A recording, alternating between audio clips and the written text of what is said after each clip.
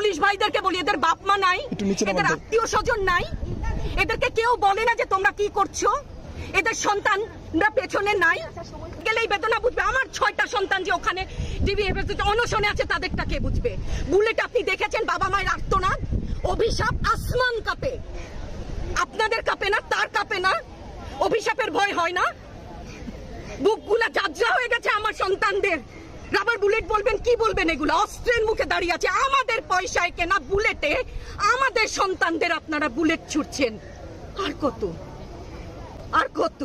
Police ভাইদেরকে বলি, ভেতরে তো আপনিও মানুষ, পুলিশ ভাই বলি না, ক্ষমা করবেন, মুখ থেকে বার হয়ে গেছে। তাদের ঘরেও সন্তান আছে, তাদের খোলসের ভিতরেও মানুষ। যারা এখনো ঘরে আছেন তারাও জানেন আর কতদিন ভয় পাবেন। ভয়েই থাকেন, একটা মারবেন 10টা আসবো, 10টা মারবেন লক্ষ আসবো। সারা দেশের মানুষ, মা